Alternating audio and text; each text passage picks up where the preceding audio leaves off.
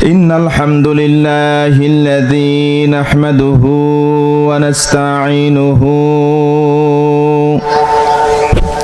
ونستغفره ونؤمن به ونتوكل عليه ونعوذ بالله من شرور أنفسنا ومن سيئات أعمالنا من يهدي الله فلا مضل له ومن يضلله فلا هادي له نشهد أن لا إله إلا الله وأشهد أن محمدا عبده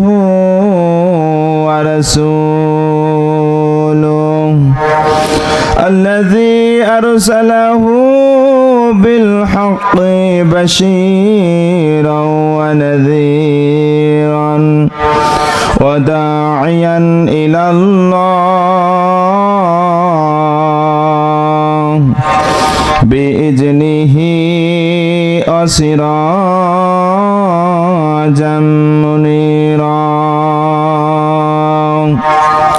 أما بعد فقد قال الله تعالى في كلامه المجيد وفي فرقانه الحميد সকলে পড়ি আউযু বিল্লাহি মিনাশ শাইতানির রাজিম বিসমিল্লাহির রাহমানির রাহিম ইয়া আইয়ুহান নাবিয়্যু হাসবুকাল্লাহ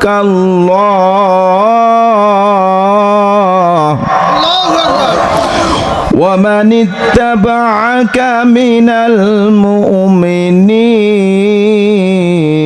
المؤمنين يا أيها النبي حرض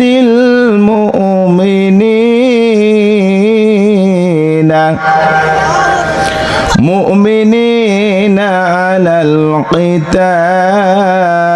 القتال إن يكن منكم 20 صابرون يغلبوا 200 وإن يكن منكم 100 يغلبوا 1000 من الذين كفروا بأنهم قوم لا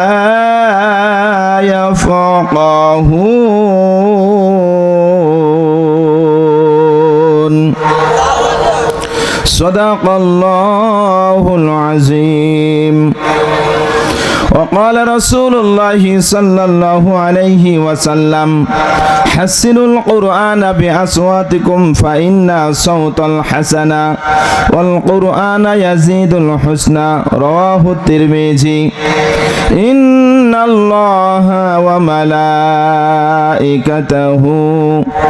يصلون على النبي يا أيها الذين آمنوا صلوا عليه وسلموا تسليما আমরা সকলেই দরুদ ইব্রাহিম পাঠ করি।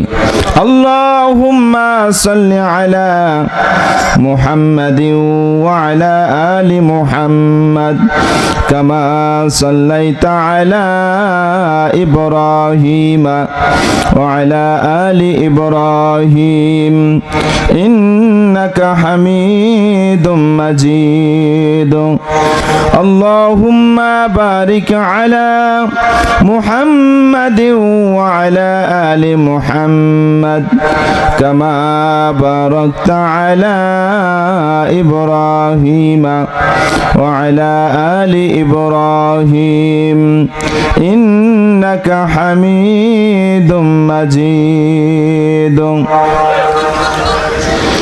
প্রভু তুমি বলেছো রাসূল দেবে না, বলনি দেবে না ওমর, বলনি দেবে না হামজা তারিক, খালিদ বিজয় সমর। প্রভু তুমি বলেছো রাসূল দেবে না।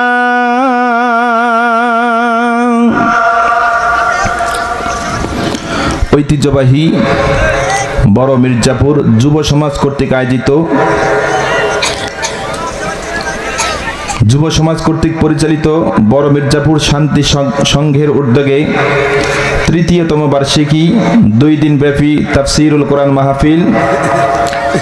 উদ্যোক্তার মাহফিলের সম্মানিত সভাপতি জনাব আলহাজ আজিজুল ইসলাম খতিব বড় মির্জাপুর জামে মসজিদ, বারাকাল্লাহু ফি হায়াতি। প্রধান অতিথি, প্রধান মেহমান, মঞ্চে বসা উলামা ইকরাম, আমার সামনে বসা ইসলাম প্রিয় আল্লাহ ভক্ত মুসলমান ভাই এবং বন্ধুগণ, পদ্মার অন্ত আড়ালে বসে আছেন মা এবং বোনেরা, রাস্তায় দাঁড়িয়ে আছেন এখনো কিছু ভাই যারা টেনশন করতেছেন, চিন্তা করতেছেন যে মাহফিলে যাব কিনা, ওয়াজ শুরু হোক, যদি বক্তার কণ্ঠ ভালো হয় যাব, না হলে এখান থেকে কাটবো। প্রশাসনের ভাইয়েরা, সাংবাদিক বন্ধুগণ, আলোচনার শুরুতে সকলকে সালাম জানাই, আসসালামু আলাইকুম ওয়া রাহমাতুল্লাহ। কেমন আছেন আপনারা?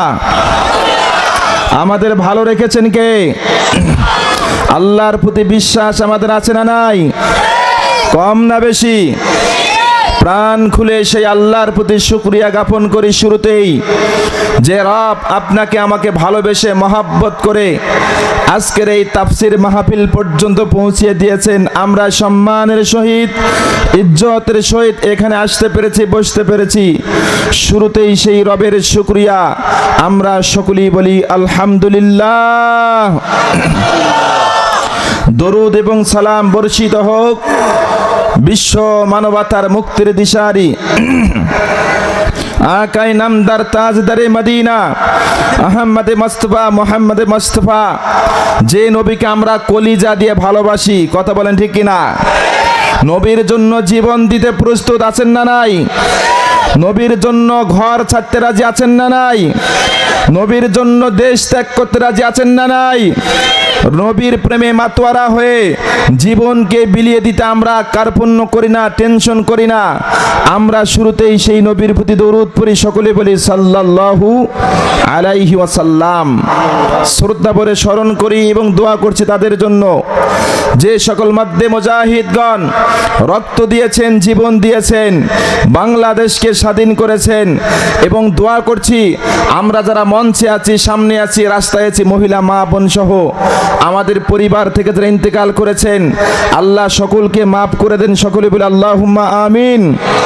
আমরা আরো দোয়া করছি বাংলাদেশ স্বাধীন করতে গিয়ে যে সকল মধ্যে মুজাহিদদের রক্ত দিতে হয়েছে, জীবন বিলে দিতে হয়েছে, তাদের জন্য দোয়া করবেন না? আমাদের পীরগঞ্জের সন্তান শহীদ আবু সাইদ দ্বিতীয় স্বাধীনতা যুদ্ধে বুকের ভিতর দারুণ ঝড়, বুক পেতেছি গুলি কর, বাতিলের সামনে দাঁড়িয়ে রক্ত দিয়েছে, বুলেট গ্রহণ করেছে, বাতিলের কাছে মাথা নত করেন নাই। কথা বলেন ঠিক কিনা? বাংলার জমিনে ক্ষমতার মসনদে ছিল এক নাস্তিক। দীর্ঘ 16 বছর ধরে বাংলাদেশকে শোষণ করেছে, শাসন করেছে, দেশটাকে ভারতের কাছে দাবেদার রাষ্ট্রে পরিণত করেছে।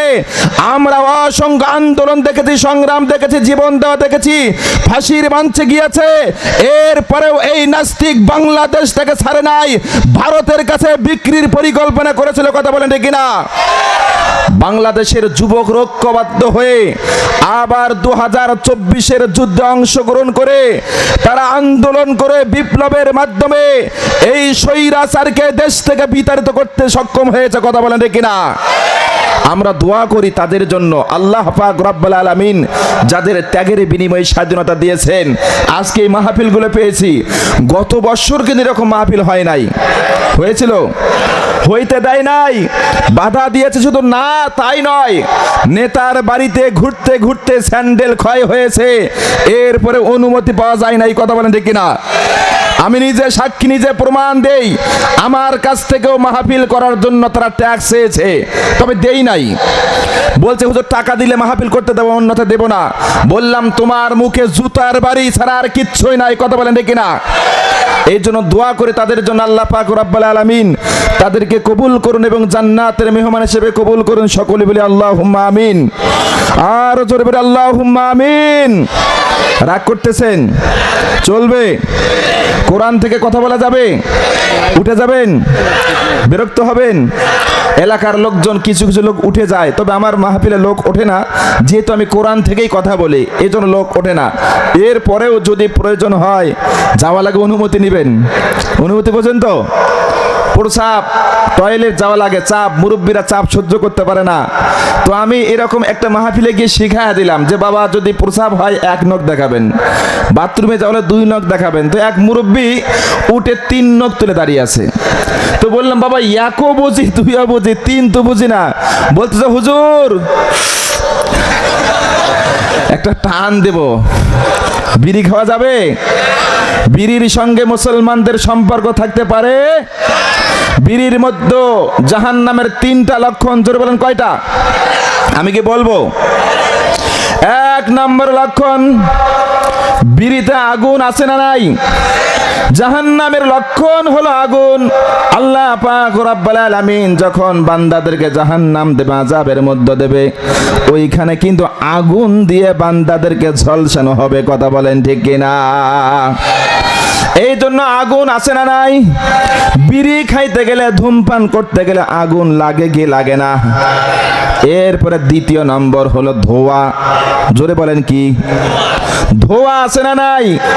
জাহান্নামের মধ্যে আল্লাহ পাক রব্বুল আলামিন বলেছেন এমন ধোঁয়া হবে জনগণ চোখে আর টের পাবে না, শুধু অন্ধকার আর অন্ধকার হয়ে যাবে, শব্দ হবে, আগুনের তাপ আসবে, কেউ কিছু টের পাবে না, আযাব হবে, কষ্ট হবে। কথা বলেন ঠিক কিনা? এই জন্য ধূমপান করতে গেলে, বিড়ি খাইতে গেলে ধোঁয়া বের হয় কি হয় না? আবার বলে যত টান তত মজা, যত ধোঁয়া ততই নাকি ভালো। নাউজুবিল্লাহ বলেন। 3 নম্বর, বিড়ির সঙ্গে, এরপরে ধূমপানের সঙ্গে দুর্গন্ধ আছে না নাই? জাহান্নামের মধ্যে দুর্গন্ধ না সুগন্ধ? একদম দুর্গন্ধ, পচা দুর্গন্ধ হবে, ভালো লাগবে না, আরাম পাবেন না। একবার যখন দুর্গন্ধ নাক দিয়ে প্রবেশ করো ভেতরের মধ্যে, ভেতরের নার ভুরে যা আছে সব পেছনের দরজা দিয়ে বেরিয়ে যাবে। নাউজুবিল্লাহ বলেন।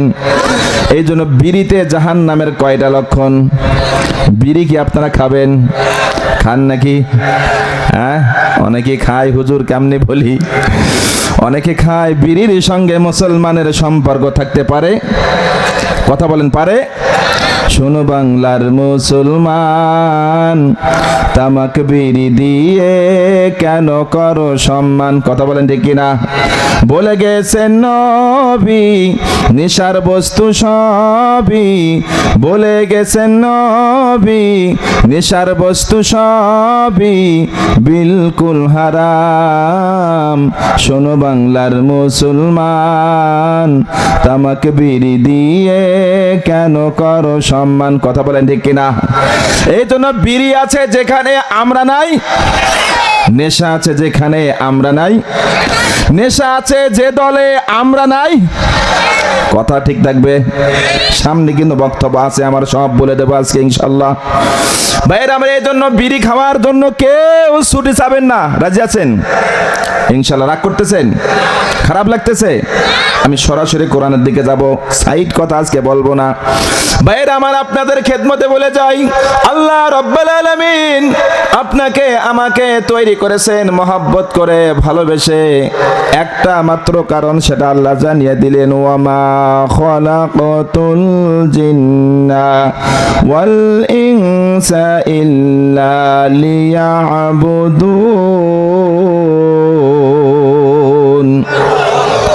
আল্লাহ পাক বললেন, ও হে জিন এবং ইনসান শুনে নাও, আমি কেবলমাত্র একমাত্র তোমাদের তৈরি করেছি আমার গোলামের জন্য, ইবাদতের জন্য। দুনিয়ার কোনো মানুষের গোলামি করা যাবে না, কোনো ব্যক্তির গোলামি করা যাবে না, কোনো বস্তুর গোলামি করা যাবে না।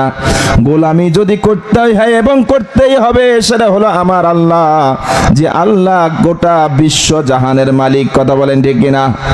আমরা আল্লাহর গোলামি করব নাকি ব্যক্তির গোলামি করব? কোন দলের গোলামি হবে না, আল্লাহর গোলামি হবে।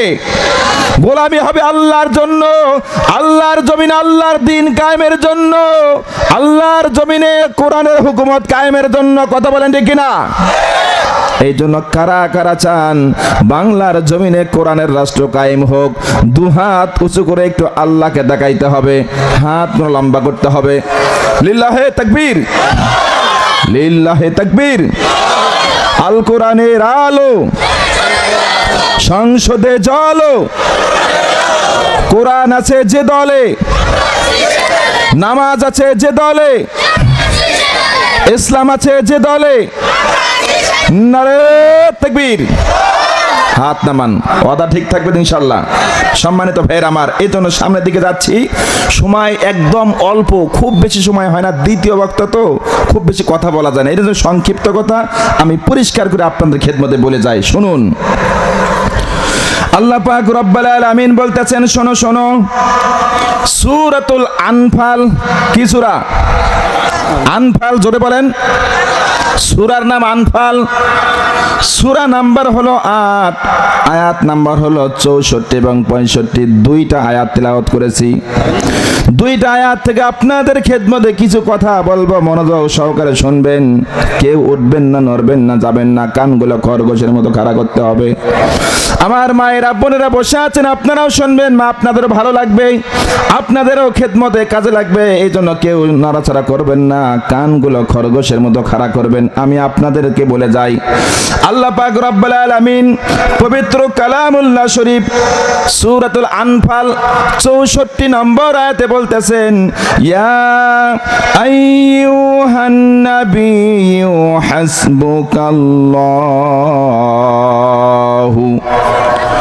ওয়া মান ইত্তাবা'আকা মিনাল মুমিনিন।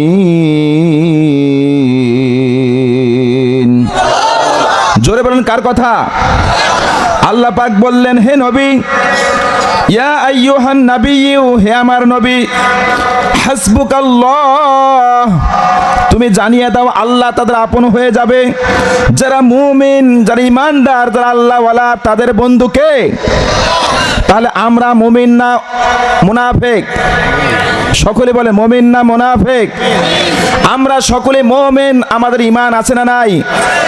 ঈমান আছে বিদায় আমরা মাহফিল পর্যন্ত এসেছি, কোরআন শুনতে এসেছি। ঈমান যদি না থাকতো আমরা কিন্তু মাহফিল পর্যন্ত আসতাম না। কথা বলেন ঠিক কিনা? কম হলেও আছে, বেশি হলেও আছে। এই জন্য ঈমানের বলে বলিয়ান হয়ে আমাদের কোরআন শুনতে হবে। ঈমান বৃদ্ধি করে দেবেন কে? জোরে বলেন কে? আল্লাহ পাক বললেন, শোনো শোনো ও মুমিনরা, শুনে নাও, আমি আল্লাহ তোমাদের বন্ধু হয়ে যাব, সাহায্যকারী হয়ে যাব। আল্লাহ আমাদের সাহায্যকারী। আপনাদেরকে বিশ্বাস হয়? জোরে বলেন, বিশ্বাস হয়? আল্লাহ আমাদের সাহায্য করেন, সাহায্য করেছেন, সাহায্য করবেন। ধৈর্য সহকারে থাকতে হবে, ঈমান নিয়ে চলতে হবে, ঈমান নিয়ে বাঁচতে হবে, ঈমানের জন্য লড়তে হবে, ঈমানের জন্য মরতে হবে। আশা করা যায় আমরাই হব বিজয়ী। কথা বলেন ঠিক কিনা? আল্লাহ আমাদের সাহায্য করে। আমি প্রমাণ দেই, 3টা প্রমাণ দেব। কয়টা? 3টা প্রমাণ আপনাদের খেদমতে দিয়ে যাব, বুঝবেন এই আয়াতের ব্যাখ্যা পড়লে কত সুন্দর করে আল্লাহ সে কথাগুলো বলেছেন। শুনে নাও, আল্লাহ পাক বললেন তোমাদের জাতির পিতা। আমাদের জাতির পিতা কে?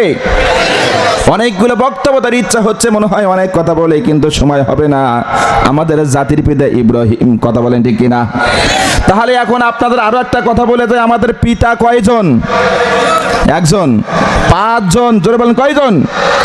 চিল্লা বলেন কয়জন? জোর হলো না। ওরে বাবা, আরো জোরে। আরে সামনে লাগবে, অভ্যাস করেন। কথা বলেন ঠিক কিনা? তাহলে আমাদের পিতা কয়জন? আমি আপনাদের বলে যাই, 1 নম্বর পিতা হলো আমাদের পিতা আদম আলাইহিস সালাম। তিনি হলেন পৃথিবীর সর্বপ্রথম মানুষ, তেনার মাধ্যমে আমরা দুনিয়াতে এসেছি। কথা বলেন ঠিক কিনা? তিনি হলেন আদি পিতা। এরপরে দ্বিতীয় পিতা হলেন সানি আদম, হযরত নূহ আলাইহিস সালাম। আল্লাহ পাক রব্বুল আলামিন যখন নূহ নবীকে দায়িত্ব দিয়ে দুনিয়াতে পাঠিয়ে দিয়েছিলেন, দুনিয়ার মানুষেরা তার কথা শোনে নাই, ঈমান গ্রহণ করেন নাই। আল্লাহর কাছে বলেছেন আল্লাহ এগুলোকে ধ্বংস করে দেন। আল্লাহ পাক রব্বুল আলামিন বন্যা দিয়ে, প্লাবন দিয়ে গোটা পৃথিবীর মানুষগুলোকে ধ্বংস করে দিয়েছিলেন। কথা বলেন ঠিক কিনা? নূহ নবী থেকে আবার মানুষ আসা শুরু হয়ে গেল। সানি আদম এবং নূহকে বলা হয় দ্বিতীয় পিতা। আপনারা কি মানবেন? আল্লাহ বলছে মানতে হবে, আমরা মানবো না? মানবো ইনশাআল্লাহ। 3 নম্বর বলা হয়েছে আপনার আমার জাতির পিতা মিল্লাত আবিকুম ইব্রাহিম হুয়া সাম্মাকুমুল মুসলিমিন। কার কথা? জোরে বলেন কার কথা?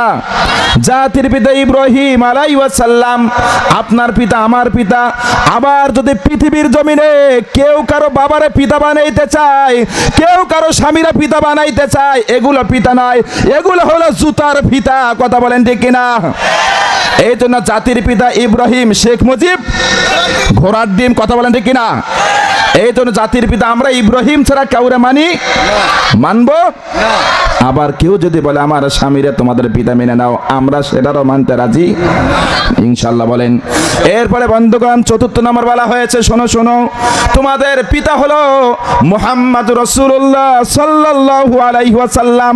আমাদের রূহানি পিতা, তিনি আমাদের নেতা, তিনি আমাদের আদর্শ, তিনি আমাদের মডেল, তিনি আমাদের পিতা হওয়ার যোগ্যতা রাখেন। কথা বলেন ঠিক কিনা? এই জন্য 4 নম্বর পিতা হলেন বিশ্বনবী মুহাম্মদ রাসূলুল্লাহ সাল্লাল্লাহু আলাইহি ওয়াসাল্লাম। 5 নম্বর পিতা হলেন আপনার আমার জন্মদাতা পিতা। কথা কি বোঝা যায়? তাহলে পিতা কয়জন? জোরে বলেন কয়জন? 5 জন পিতা। মনে থাকবে, এই 5 শ্রেণী ছাড়া আর কাউরে আমরা পিতা মানি না। কেউ যদি মানাইতে চায়, তারে বলবো তোর পিতারা তুই মান, আমার কাছে আসিস না। কথা বলেন ঠিক কিনা? এরপরে বন্ধুগণ এই জন্য আসেন আমি আপনাদের বলে যাই, আমাদের জাতির পিতা ইব্রাহিম আলাইহিস সালাম বলতেছিলাম আল্লাহ আমাদের সাহায্য করে, আল্লাহ আমাদের রহমকারী, আল্লাহ আমাদের প্রতিপালনকারী। সেই কথা কোরআনুল কারীমে আল্লাহ বলেছেন। আমি সেদিকে যাচ্ছি। ইব্রাহিম আলাইহিস সালাম দুনিয়ার জমিনে এক আল্লাহর দাওয়াত দিয়েছেন। কয় আল্লাহর? তৎকালীন সময়ে আরো একটা গুরুত্বপূর্ণ কথা ওয়াজ শুধু আসতেছে, কয়টা বলি ভাইজান, এরপরে বলে যাই, শোনেন, আপনাদের ভালো লাগবে, খেদমতে কাজে লাগবে, পরবর্তী সময় কাজ দেবে। আমরা জানি পৃথিবীর জমিনে আগে বাতিল এসেছে নাকি হক এসেছে? আগে বাতিল। আগে বাতিল। শয়তানের জন্ম আগে নাকি আদম আলাইহিস সালামের জন্ম আগে? শয়তান কিন্তু আগে, এরপরে আদম আলাইহিস সালাম। এরপরে বন্ধুগণ শুনেন, ইব্রাহিম আলাইহিস সালামের জন্ম আগে নাকি নমরুদের আগে? নমরুদ এসে আল্লাহ দাবি করেছে, নিজেকে প্রভু বানিয়েছে। এই জন্য নমরুদকে শায়েস্তা করার জন্য ইব্রাহিমকে পাঠিয়েছে কে? এরপরে মুসা আলাইহিস সালাম আগে নাকি ফেরাউন আগে? ফেরাউন আগে এসেছে, পৃথিবীর জমিনে সয়লাভ করেছে। তিনি বলেছিলেন আনা রব্বুকুমুল আলা, আমি হলাম তোমাদের বড় খোদা। নাউজুবিল্লাহ বলেন। আল্লাহ বললেন তোকে সাইজ করার জন্য আমি মুসাকে পাঠিয়ে দিলাম। কথা বলেন ঠিক কিনা? এরপরে বন্ধুগণ আমরা জানি পৃথিবীর জমিনে বিশ্বনবী সাল্লাল্লাহু আলাইহি ওয়াসাল্লাম তিনি জমিনে আসার পূর্বে কাবা শরীফ বাইতুল্লাহর মধ্যে মূর্তি রেখেছিল কাফের মুনাফিকরা। কথা বলেন ঠিক কিনা? আবু জাহেল, উতবা, সাইবা, কাট্টা কাটা কাফিরগুলো ইসলামের বিরোধিতা করেছে, আল্লাহর বিরোধিতা করেছে, দ্বীনের বিরোধিতা করেছে। তাদেরকে শায়েস্তার জন্য আল্লাহ রাব্বুল আলামিন পৃথিবীর জমিনে আপনার নেতা, আমার নেতা, বিশ্ব নেতাকে পাঠিয়ে দিয়েছেন। কথা বলেন ঠিক কিনা? আবার আল্লাহ বলেন ওয়াকুল জাআল হক ওয়া জাহাকাল বাতিল ইন্নাল বাতিলা কানা জাহুকা। আল্লাহ পাক বললেন শোনো শোনো, হক এসেছে, বাতিল ভুলুণ্ঠিত হয়ে যাবে, বাতিল আর পৃথিবীর জমিনে টিকতে পারবে না। কথা বলেন ঠিক কিনা? আমি গত জুম্মার আলোচনার জন্য আলোচনা নোট করতেছিলাম, সেখানে পড়তে গিয়ে মাথার মধ্যে কাজ করলো, আরে আল্লাহ পাক রব্বুল আলামিন বললেন যখনই বাতিল দিয়ে দেশ ভরে যাবে, বাতিলের আনাগোনা বেশি হয়ে যাবে, বুঝতে হবে সঙ্গে সঙ্গে আল্লাহ হককে পাঠিয়ে দেবে। গোটা পৃথিবী জুড়ে আমি দেখতে পাচ্ছি বাতিলদের আনাগোনা বেড়েছে। আমার মনে হচ্ছে অতি শীঘ্রই আল্লাহ রাব্বুল আলামিন হককে প্রতিষ্ঠিত করবেন পৃথিবীর জমিনে। কথা বলেন ঠিক কিনা? প্রস্তুত থাকতে হবে। রাজি আছেন? খারাপ লাগতেছে? বিরক্ত হচ্ছেন? চলে যাবেন? চলবে? আলোচনা চলবে কতক্ষণ? সারা রাত চলুক, চলুক, হুজুর মরুক, হ্যাঁ হুজুরও বাঁচা লাগে, ওয়াজও শোনা লাগবে, কি বলেন? চলবে ইনশাআল্লাহ, কোরআনের কথা চলবে। বাতিলরা ডিস্টার্ব করেছে, ঝামেলা করেছে, এই বাতিলদের শায়েস্তা করে বাংলার জমিন থেকে উৎখাত করেছি। বাংলার জমিনে আর বাতিল প্রবেশ করতে পারবে না, পারবে না, পারবে না। আগামীর বাংলাদেশ কোরআনের বাংলাদেশ, আগামীর বাংলাদেশ আলেম ওলামাদের বাংলাদেশ, আগামীর বাংলাদেশ হকের বাংলাদেশ, আগামীর বাংলাদেশ মুসলমানদের বাংলাদেশ। কথা বলেন ঠিক কিনা? ভাইরা আমার, আল্লাহ পাক রব্বুল আলামিন বললেন শোনো শোনো, ইব্রাহিম আলাইহিস সালাম দুনিয়াতে এসেছেন, তার পূর্বে নমরুদ এসে পৃথিবীর বুকে পরিবেশ করেছেন। তিনি নিজের রাজত্ব কায়েম করেছেন, নিজেকে খোদা দাবি করেছেন। আল্লাহ রাব্বুল আলামিন ইব্রাহিম আলাইহিস সালামকে পাঠিয়ে দিলেন, পাঠিয়ে দিয়ে জানান দিলেন ও ইব্রাহিম যাও যাও যাও, নমরুদকে উৎখাত করে হক প্রতিষ্ঠিত করো। কি করো? হক প্রতিষ্ঠিত করো। আবার যখন ইব্রাহিম আলাইহিস সালাম এক আল্লাহর দাওয়াত দিয়েছেন, কয় আল্লাহর? এক আল্লাহর দাওয়াত দিয়েছেন, সঙ্গে সঙ্গে নমরুদ বাহিনী ইব্রাহিম আলাইহিস সালামের প্রতি নির্যাতন চালিয়েছে, অত্যাচার চালিয়েছে, কোনো দিক দিয়ে কুলিয়ে উঠতে পারেন নাই। এরপরে ইব্রাহিম আলাইহিস সালামকে মারার পরিকল্পনা করলেন, তাকে অগ্নি কুণ্ডে নিক্ষেপ করা হলো। কথা বলেন ঠিক কিনা? ইব্রাহিম আলাইহিস সালামকে আগুনের মধ্যে দিয়েছেন। লম্বা ঘটনা বলার সময় নাই, আমি সংক্ষেপে একটু টাচ দিতে সামনে যাব জন্য, এই জন্য আপনারা বসেন শোনেন। ইব্রাহিম আলাইহিস সালামকে আগুনের মধ্যে নিক্ষেপ করলেন শাস্তি দেওয়ার জন্য, তাকে হত্যার পরিকল্পনা করে তাকে আগুনের মধ্যে নিক্ষেপ করলেন। আল্লাহ পাক রব্বুল আলামিন আগুনের প্রতি নোটিশ দিলেন, কুলনা ইয়া নারু কুনি বারদাও ওয়া সালামান আলা ইব্রাহিম। আল্লাহ পাক বলেন ও আগুন ঠান্ডা হয়েও না, আমার নবী যেন কষ্ট পায়, এত গরমও থেকো না যাতে করে আমার হাবিব কষ্ট পায়, আরামদায়ক হয়ে যাও, শান্তিদায়ক হয়ে যাও। আল্লাহ রাব্বুল আলামিন ইব্রাহিম আলাইহিস সালামকে অগ্নিকুণ্ড থেকে উদ্ধার করেছেন। কথা বলেন ঠিক কিনা? ওই আল্লাহ আজও আছে না নাই? জোরে বলেন আছে না নাই? যখনই মুসলমানরা বিপদে পড়ে সঙ্গে সঙ্গে পাশে দাঁড়িয়ে যায় কে?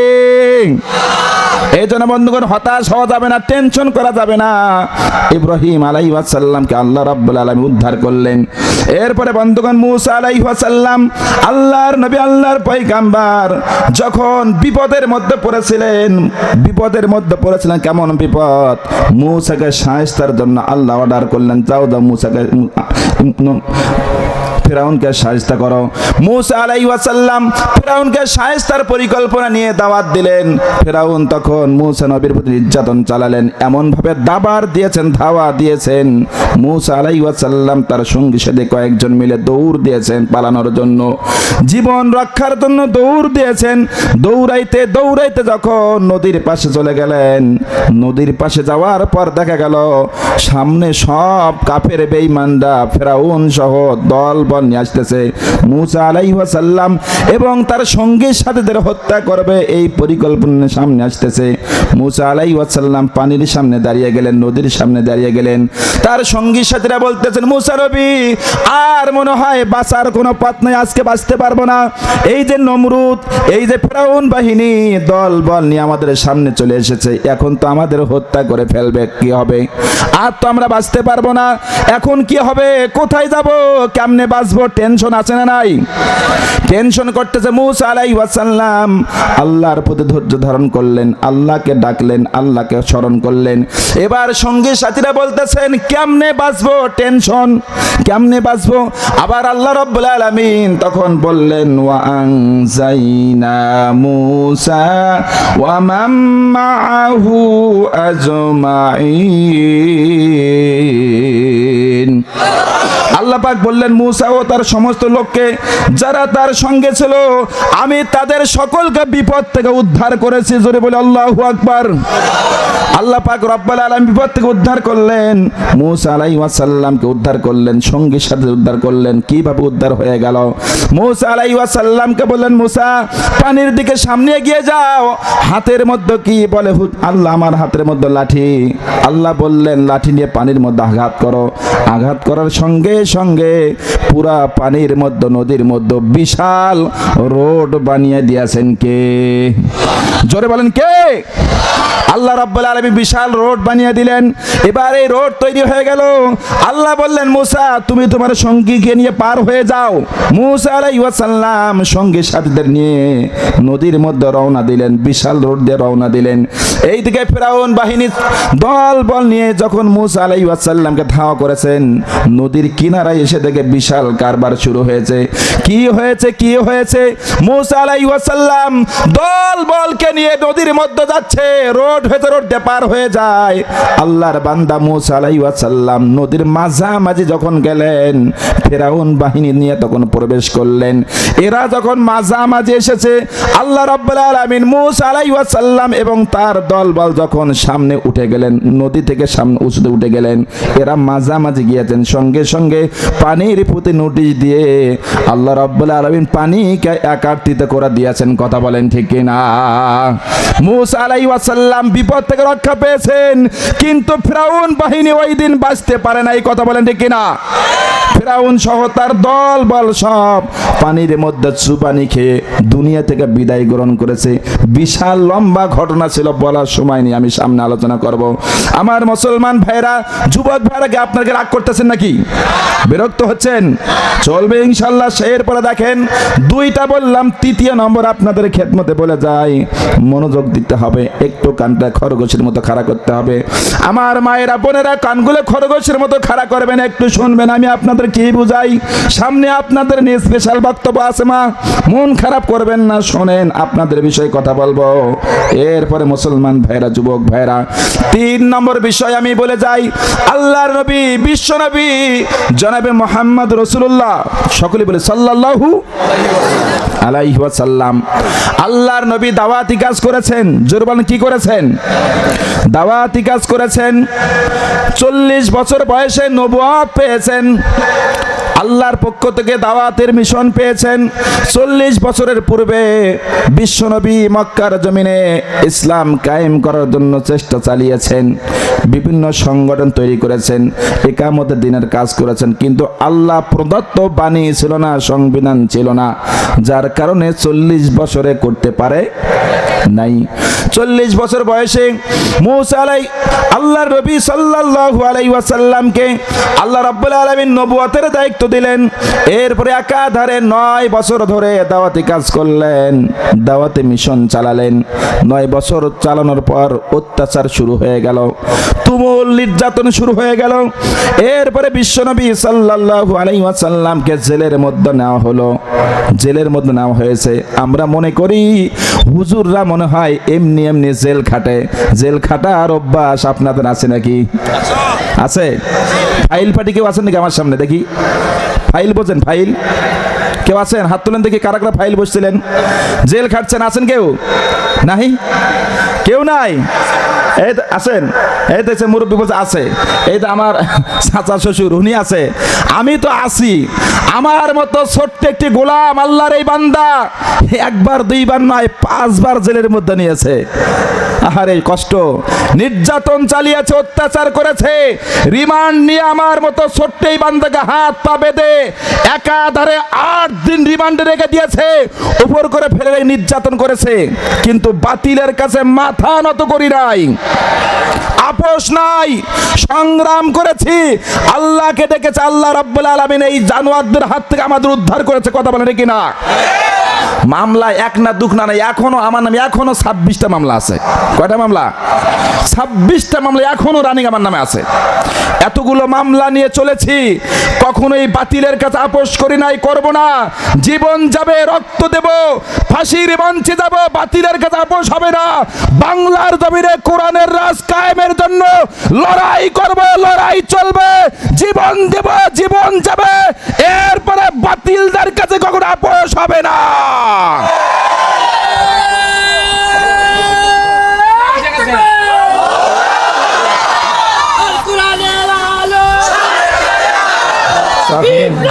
দেয়া যায় ভাইরা, আমার রাগ করতেছেন, বিরক্ত হচ্ছেন ভাইরা, আমার তাকবীর দিবেন, সমস্যা কি? তাকবীর দেওয়া লাগবে, কি বলেন? ইতিপূর্বে 16 বছর তাকবীর দিতে দেয় নাই, বাতিলরা বলেছে এটা নাকি জামাতের তাকবীর। এটা কি জামাতের তাকবীর?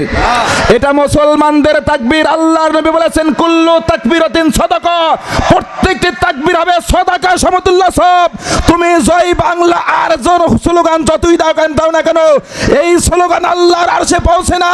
আল্লাহ রাব্বুল আলামিন এই স্লোগানগুলোকে মাটির সঙ্গে মিশিয়ে দেয়। কথা বলে ঠিক না? কেবল মাত্র আল্লাহর নামের তাকবীর এবং স্লোগানটাই আল্লাহর আরশে আজিম পর্যন্ত পৌঁছায়। এই জন্য প্রত্যেকটি তাকবীর হবে সাদাকা। তাকবীর দিতে রাজি আছেন? রাজি আছেন? দিবেন? দিতে হবে। কার নামে স্লোগান দিবেন একটু দেখি কেমন পারেন। রেডি? আমি বলি,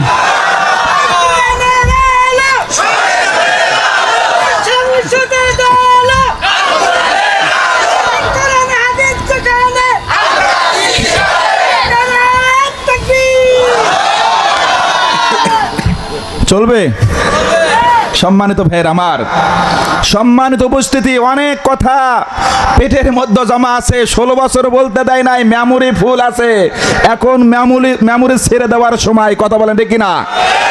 ইনশাল্লাহ মেমোরি ক্লিয়ার হব। ভাইয়ের আমার, সময় নষ্ট করছি না, আপনাদের গুরুত্বপূর্ণ সময়, মূল্যবান সময় নষ্ট করব না। আল্লাহ পাক রব্বুল আলামিন বিশ্বনবী সাল্লাল্লাহু আলাইহি ওয়াসাল্লামকে নবুয়তের দায়িত্ব দিলেন। 7 বছর দাওয়াতি কাজ করলেন। 7 বছর দাওয়াতি কাজ করার পর দাওয়াতি কাজের অপরাধে আল্লাহর নবী বিশ্বনবীকে শিহাবে আবু তালেবের মধ্যে বন্দী করে রেখেছিল। কথা বলেন ঠিক কিনা? 3 থেকে 3.5 বছর জেল খাটার পর বিশ্বনবী মুক্ত হয়েছেন, মুক্তি পেয়েছেন। আমরা মনে করি, আমাদের মনে হয় জেল জুলুম লাগবে না, ঠিকঠাক করে 2টা সেজদা দেব আর জান্নাত চলে যাব। জান্নাত কি তোমার মামুর বাড়ি নাকি? আল্লাহ বলেছেন আম হাসিবতুম আম তাদখুলুল জান্নাহ ওয়ালাম্মা ইয়াতিকুম মাসালুল লাযিনা খালাউ মিন ক্বাবলিকুম মাসাতুহুমুল বাসা ওয়া দাররা ওয়া যুলজিলু হাত্তা ইয়াকুলার রাসূল ওয়াল্লাযিনা আমানু মাআহু মাতা নাসরুল্লাহ আলা ইন্না নাসরুল্লাহিল করিব। কার কথা? আল্লাহ বলতেছেন ঠিকঠাক করে সেজদা দিবার, জান্নাত চাবার না। এই জান্নাতের জন্য তোমাকে কষ্ট করতে হবে, পরীক্ষা দিতে হবে, জুলুমের শিকার হতে হবে, জেলের শিকার হতে হবে, ফাঁসির মঞ্চেও যাওয়া লাগতে পারে। যখন জুলুম চরম পর্যায়ে চলে যায়, সাহাবীরা বললেন ইয়া রাসূলুল্লাহ, আমরা তো শেষ হয়ে গেলে এখন কি হবে? আল্লাহর নবী বললেন তোমরা আল্লাহর প্রতি ভরসা করো। আল্লাহ বললেন, মাতা নাসরুল্লাহ আলা ইন্না নাসরুল্লাহিল করিব। যারা আল্লাহর প্রতি ধৈর্য ধারণ করেছে, আল্লাহ বলতেছেন আমি আল্লাহ তোমাদের নিকটে রয়েছি, আমি আল্লাহ তোমাদের সাহায্যের জন্য প্রস্তুত আছি। তবে সামনে আর একটু কষ্ট করা লাগবে। আমরা কি কষ্ট করতে পারবো? আমরা কি কষ্ট করতে পারবো? আগামী নির্বাচন আসতেছে, এই নির্বাচন পর্যন্ত আমাদের পরিশ্রম করতে হবে। কথা বলেন ঠিক কিনা? প্রত্যেকের বাড়ি বাড়ি যাইতে হবে, দাওয়াতি কাজ করতে হবে, প্রত্যেকটি দরজায় করে আঘাত করতে হবে, জানান দিতে হবে হক এসেছে, বাতিলের স্থান আর হবে না। পারবেন? পারবেন? প্রত্যেক দরজায় জানান দিতে হবে, হকের পক্ষে কথা বলতে হবে, ইসলামের পক্ষে কথা বলতে হবে, ন্যায়ের পক্ষে ভোট চাইতে হবে। রাজি আছেন? কারা কারা আছেন? দু হাত তুলে আল্লাহকে দেখান। আমরা ভোট চাবো কার পক্ষে? ভাইরা আমার কথা বলবেন, সম্মানিত ভাই হাত উঁচু করেন। আমরা ভোট চাবো কার পক্ষে? ন্যায়ের পক্ষে। জোরবান কার পক্ষে? হকের পক্ষে ভোট চাবো, ন্যায়ের পক্ষে চাবো, বাতিলের সঙ্গে কোনো আপোষ হবে না। রাজি আছেন? হাত নামান। এখন কথা আছে, আমরা জানি কুরবানি করার দোয়া আছে না? ভোট দেওয়ার দোয়া জানেন? জানেন কেউ? আমি কি বলবো? জানা দেব? হ্যাঁ শোনেন তাহলে। আল্লাহ পাক কি বললেন? আমরা যখন ঈদের দিনে কুরবানি দেই, ওই কুরবানি দিয়ে লাইন ধরে ইমাম সাহেব আসবে, তারপরে কুরবানি হবে। আবার ইমাম যদি দেরিতে আসে তাহলে ইমামের চাকরিও যায়, আছে না নাই? কেন? আপনার কুরবানি আপনি দিতে পারেন না? নিজের কুরবানি নিজেই দিবেন। দোয়া শোনেন, ইন্না সলাতি ওয়া নুসুকি ওয়া মাহইয়ায়া ওয়া মামাতি লিল্লাহি রাব্বিল আলামিন। জোরবান কার কথা? আমরা বললাম আমার নামাজ, আমার কুরবানি, আমার ভোট, আমার শক্তি সামর্থ্য সব কিছু কার জন্য? আমরা এটা বলে বিসমিল্লাহি আল্লাহু আকবার বলে কুরবানি দেয়। কথা বলেন ঠিক কিনা? ইমাম সাহেবরা এই দোয়া পরেই কুরবানি দেয়, এটার নাম হলো কুরবানির দোয়া। এখন আপনাদের বলে যায় এটা কুরবানির জন্য দোয়া নয়, শুধু এটা হলো ভোট দেওয়ার দোয়া। কি বলেন? এই দোয়া পড়তে হবে। এই দোয়া পড়ে বিসমিল্লাহির রহমানির রহিম, বিসমিল্লাহি আল্লাহু আকবার, একদম আল্লাহু আকবার থবাস করে সিল মারবেন। রাজি আছেন? আল্লাহর নামে সিল মারবেন, আল্লাহর নামে তাকবীর দেবেন। এই সিল আপনাকে জান্নাত পর্যন্ত পৌঁছে দেবে। কথা বলেন ঠিক কিনা? অনেকগুলো বক্তব্য ভাই, কয়টা বলি? এই জন্য সংক্ষেপ করতেছে, সামনে এগিয়ে যায়। সোনার ভাইয়ের, আমার যুবক ভাইরা শোনেন, কথাগুলো ভালো লাগতেছে মনে হয়? লাগতেছে? তারপরে আসেন, এরপরে বিশ্ব নবী সাল্লাল্লাহু আলাইহি ওয়াসাল্লাম, আল্লাহর নবী, আপনার নবী, আমার নবী, আপনার নেতা, আমার নেতা, বিশ্ব নেতা। এই নেতা যখন নবুয়তের দায়িত্ব পেয়েছেন, 3 বছর জেল খাটলেন, জেল থেকে ছাড়া পেলেন। ছাড়া পাওয়ার পর নির্যাতন কমে না বাড়ে? আরো বাড়িয়ে দিয়েছে। আল্লাহর নবী সাল্লাল্লাহু আলাইহি ওয়াসাল্লাম যখন যখন 52 বা 53 বছর হয়ে গেল, বয়স হয়ে গেল, হওয়ার পর চাচা আবু তালেব ইন্তেকাল করলেন। এরপরে মা খাদিজা রাদিয়াল্লাহু তাআলা আনহা ইন্তেকাল করলেন। বিশ্বনবীর ডান হাতও নাই, বাম হাতও নাই, একদম নিঃস্ব হয়ে গেলেন। সঙ্গে পালক পুত্র যায়েদকে সাথে নিলেন। কাফেরদের অত্যাচারে থাকা যায় না, বসা যায় না, কি করা যায়? এবার গেলেন তায়েফ নগরীতে। তার কারণ ছোটবেলায় বিশ্বনবী তায়েফে বড় হয়েছেন। মা হালিমা তো সাদিয়ার বাড়ি হলেন তায়েফে। আল্লাহর নবী বললেন তায়েফে গেলে মনে হয় লোকজন আমার কথা শুনবে, এরা আমার বাল্য বন্ধু, বাল্য ফ্রেন্ড, এই জন্য তাদের কাছে যাই। বিশ্বনবী সাল্লাল্লাহু আলাইহি ওয়াসাল্লাম তায়েফে গেলেন। ছোটবেলায় বড় হয়েছেন, সেই এলাকায় গেলেন, একাধারে দাওয়াতি কাজ করলেন। 30 থেকে 35 দিন দাওয়াতি কাজ চালিয়েছেন, কিন্তু কেউ তার দাওয়াত গ্রহণ করেন নাই। যখন 30 থেকে 35 দিন পার হয়ে গেল, বাকি ছিল 10 দিন। আল্লাহর নবী মোটে 1.5 মাস ছিলেন, অর্থাৎ 35 দিন ছিলেন তায়েফ নগরীতে। তায়েফবাসীরা আল্লাহর নবীর কথা শোনেন নাই, ঈমান গ্রহণ করেন নাই, বরং তারা বিশ্ব নবীর প্রতি নির্যাতন চালিয়েছেন। শুধু নির্যাতন না, আল্লাহর নবী সাল্লাল্লাহু আলাইহি ওয়াসাল্লামকে এত নির্যাতন করেছেন, দূর থেকে দুষ্ট ছেলেদের লেলিয়ে দিলেন, তোমরা এই পাগলটাকে পাথর নিক্ষেপ করো। এবার দূর থেকে বন্ধুগণ দুষ্ট ছেলেরা পাথর মারতেছে। আল্লাহর নবী পাথরের আঘাত সহ্য করতে পারে নাই, শরীর দিয়ে রক্ত ফিনকি দিয়ে পড়তেছে, রক্ত পড়তেছে। পালক পুত্র যায়েদকে বললেন, যায়েদ, বড় আশা নিয়ে এসেছিলাম, তায়েফের লোকেরা আমার কথাগুলো শুনবে, আমাকে মেনে নেবে, কিন্তু আমারে মানে না, বরং আমারে পাথর মারতেছে। যায়েদ বলতে, তোমরা আর পাথরে মেরো না, আর পাথরে মেরো না, তিনি তো মারা যাবে, সহ্য করতে পারবে না। আমার ভাইরা, মুসলমান ভাইরা, যুবক ভাইরা, আল্লাহর নবী সাল্লাল্লাহু আলাইহি ওয়াসাল্লাম পাথরের আঘাত সহ্য করলেন, এরপর রক্ত ঝরতেছেন। বন্ধুগণ, এত রক্ত ঝরিয়েছেন, তাফসীর কারকরা বলতেছেন এত রক্ত ঝরিয়েছেন তায়েফের ময়দানে, এমন রক্ত আর জীবনে কোথাও দিতে হয় নাই, এত রক্ত দিতে হয়েছে। বন্ধুগণ, পরবর্তী সময় মাদানী জিন্দেগিতে মা আয়েশা সিদ্দিকা রাদিয়াল্লাহু তাআলা আনহা আল্লাহর নবীর শরীর মুবারকে তেল লাগিয়ে দিচ্ছিলেন গোসলের পর। মা আয়েশা দেখতে পেলেন আল্লাহর নবীর পিঠের মধ্যে, শরীরের মধ্যে ফুটা ফুটা চিহ্ন, ফুটা ফুটা দাগ। এরপরে বিশ্ব নবীকে বললেন, আয়েশা বলতেছেন, ইয়া রাসূলুল্লাহ, আপনার শরীরের মধ্যে এত ফুটা ফুটা দাগ কেন? আপনার শরীরের মধ্যে কি বসন্ত রোগ এসেছিল নাকি? আল্লাহর নবী মুখখানা ফিরায় নিলেন, বলতেছেন, আয়েশা তুমি এটা আমাকে কেমনে বললা? যে শরীরের মধ্যে মশা মাছি পড়া নিষেধ, যে শরীরের মধ্যে কোনো পোকামাকড় পড়া নিষেধ, ওই শরীরের মধ্যে কি বসন্ত রোগ বসতে পারে? আপনারাই বলেন, পারে? পারে না? ভাইরা আমার, মুসলমান ভাইরা শুনবেন, কথাগুলো মগজ দিয়ে বুঝে নেবেন। যে শরীরের মধ্যে মশা মাছি পড়তে পারে না, কোনো প্রকার পোকামাকড় পড়তে পারে না, ওই শরীরের মধ্যে বসন্ত রোগ হইতে পারে? মা আয়েশা বলল, কেন এমনটা হলো? আল্লাহর নবী আবার মুখ ফিরে নিয়ে বলতে, আয়েশা তুমি কি জানো না, আমি আল্লাহর পয়গম্বর, আল্লাহর নবী, আমি যদি জমিনের মধ্যে প্রসাব করি, পায়খানা করি, সেই প্রসাব পায়খানা জমিনের মধ্যে খুঁজে পাওয়া যায় না। চলে বলি সুবহানাল্লাহ। প্রসাব পায়খানা করার সঙ্গে সঙ্গে জমিন ফাঁক হয়ে আল্লাহর নবীর প্রসাব পায়খানা মোবারক গুলো গ্রহণ করেন। কথা বলেন ঠিক কিনা? বন্ধুগণ, মা আয়েশা সিদ্দিকা বললেন, তাহলে কেন এমনটা হয়েছে? বিশ্বনবী বলতেছেন, আয়েশা, ইসলাম প্রচারের জন্য, ইসলাম প্রতিষ্ঠার জন্য তায়েফের ময়দানে গিয়েছিলাম। তায়েফবাসী আমার কথা শোনে নাই, আমার কথা মানে নাই, বরঞ্চ তায়েফবাসীরা আমাকে পাথর মেরেছে।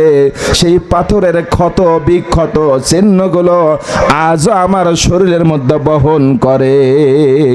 ভাইয়ের আমার, এই ইসলামের জন্য রক্ত দিয়েছে স্বয়ং আল্লাহর নবী, ইসলামের জন্য শরীর অঙ্গহানি হয়েছে আল্লাহর নবী, দন্দান মুবারক শহীদ করেছে, জেল খেটেছে, জুলুমের শিকার হয়েছে।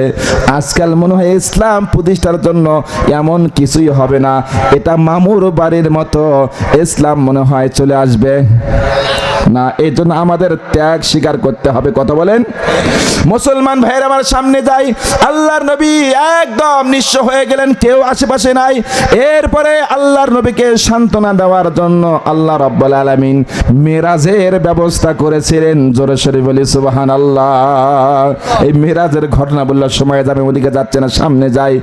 এরপরে বন্ধুগণ, বিশ্বনবী সাল্লাল্লাহু আলাইহি ওয়াসাল্লাম মক্কার বুকে মেরাজ থেকে ফিরে যে ইসলামের প্রচার করেছেন, শান্তি প্রচার করেছেন, কিন্তু কাফিররা তাকে থাকতে দিল না, তাকে নির্যাতন করলো, মারার পরিকল্পনা করলো, হত্যার পরিকল্পনা করেছে। এরপরে বিশ্বনবী সাল্লাল্লাহু আলাইহি ওয়াসাল্লাম সঙ্গে আপন বন্ধু, প্রিয় বন্ধু আবু বকর সিদ্দিক রাদিয়াল্লাহু তাআলা আনহুকে সঙ্গে করে নিয়ে মদিনায় হিজরতের পরিকল্পনা করলেন, মদিনায় হিজরতের পরিকল্পনা করলেন। বিশ্বনবী সাল্লাল্লাহু আলাইহি ওয়াসাল্লাম আবু বকরের বাড়ির মধ্যে গিয়ে গভীর রজনীতে দরজা একটা ঠোকা দিয়েছে, সঙ্গে সঙ্গে দরজা খুলে গেল। আল্লাহর নবী বললেন, আবু বকর তুমি কি ঘুমাও না? এক ঠোকায় কেমনে দরজা খোলে? আবু বকর বলতেছেন, ইয়া রাসূলুল্লাহ, ইয়া হাবিবাল্লাহ, আপনি কোনো একদিন বলেছিলেন জন্মভূমি ছেড়ে হিজরত করা লাগতে পারে রাত্রিবেলা। ইয়া রাসূলুল্লাহ, ওই দিন থেকে আমি আবু বকর বিছানার সঙ্গে পিঠ লাগায়া ঘুমাই নাই। ওই দিন থেকে পোটলা রেডি করে আমি আবু বকর দরজার মধ্যে পিঠ লাগায়া ঘুমাই। জানি না কখন কাফের বেঈমানরা আল্লাহর নবীকে তাড়া করে। হুজুর সাল্লাল্লাহু আলাইহি ওয়াসাল্লাম এসে যদি আমাকে ডাকাডাকি করতে থাকে আর আমি যদি ঘুমায় যাই, আল্লাহর নবীর কষ্ট হয়ে যাবে। এই জন্য আমি আবু বকর বিছানার সঙ্গে পিঠ লাগায় ঘুমাই নাই। বিশ্বনবী দুই চোখের পানি ছেড়ে দিয়ে কান্না করলেন, আবু বকরের জন্য দোয়া করলেন। আমার মুসলমান ভাইরা, যুবক ভাইরা, আল্লাহর নবী সামনের দিকে চলে গেলেন।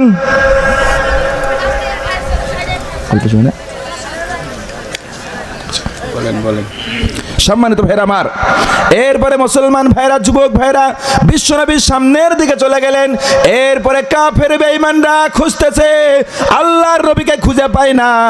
এবার আবু জাহেল, উতবা, সাইবা এরা বসে পরিকল্পনা করলেন, আল্লাহর নবী বিশ্বনবী মুহাম্মদ রাসূলুল্লাহ সাল্লাল্লাহু আলাইহি ওয়াসাল্লামের মাথা মোবারক কেউ যদি জীবিত অথবা মৃত্যু এনে দিতে পারে, তার জন্য 100 লাল উট ঘোষণা দিয়েছেন কাফেররা। কথা বলেন ঠিক কিনা? বন্ধুগণ, আমি আপনাদের বলে যাই, আজকেও আমরা বাংলার জমিনে দেখলাম ইসলামের বার্তাবাহকরা যখন ইসলাম প্রচার করে, যখন শান্তি প্রচার করে, একদল মুনাফিক কাফেরের বাচ্চারা আলেমদের মাথার জন্য 10 লক্ষ টাকা ঘোষণা দেয়। কথা বলেন ঠিক কিনা? মিজানুর রহমান আজহারি বাংলাদেশে যখন কোরআনের প্রচার করে, হিংসা হয়, সহ্য হয় না। আজকে দিনের বেলা লালমনিরহাটে এসেছিলেন, লক্ষ লক্ষ লোক জমায়েত হয়েছিল। এরা চিন্তা করে, ভারতের এজেন্টের চিন্তা হলো, এইভাবে যদি চলতে থাকে বাংলার জমিনে মুসলমান এবং হকপন্থী লোক ছাড়ার খুঁজে পাওয়া যাবে না। এই জন্য আজহারিকে ঠেকানোর জন্য এরা 10 লক্ষ টাকা ঘোষণা দিয়েছে। আমি দুদককে বলবো, দুদক আপনারা খোঁজ লাগান, যারা একটা মাথা 10 লক্ষ টাকা দিয়ে ক্রয় করতে চায়, এদের কত কোটি টাকা ব্যাংক ব্যালে রয়েছে, এগুলোর হিসাব করার দরকার আছে না নাই? অবৈধ টাকার হিসাব করতে হবে। বাংলাদেশে সকল সম্পদের হিসাব হবে, সকল অবৈধ হত্যার বিচার হবে। কথা বলেন ঠিক কিনা? অনেক কথা, সময় নেই, সামনে যাই। বিশ্বনবী সাল্লাল্লাহু আলাইহি ওয়াসাল্লাম বিপদের মধ্যে পড়লেন। এবার রাত্রিবেলা গমন করতে যাচ্ছেন, সঙ্গে ছিলেন আবু বকর সিদ্দিক রাদিয়াল্লাহু তাআলা আনহু। মুসলমান ভাইরা আমার, যুবক ভাইরা, সুরাকা নামে একজন কাফের ছিলেন। এই সুরাকা দৌড়ে এসে বলতেছে, আমি আল্লাহর নবী আব্দুল্লাহর ছেলে মুহাম্মাদের কল্যাণ নিয়ে এসে দেব। এমনি করে সুরাকা প্রতিজ্ঞাবদ্ধ করলেন।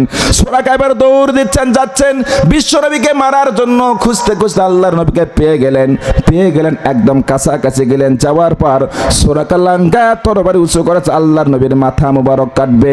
যেমনি মাথা কাটার জন্য অস্ত্র উঁচু করেছেন, সঙ্গে সঙ্গে সুরাকা যে ঘোড়ার পৃষ্ঠে ছিলেন, ওই ঘোড়ার পা গুলো জমিনের মধ্যে ডাবা শুরু হয়েছে। জোরে বলে আল্লাহু আকবার। এরপরে সুরাকা দেবে যাচ্ছে।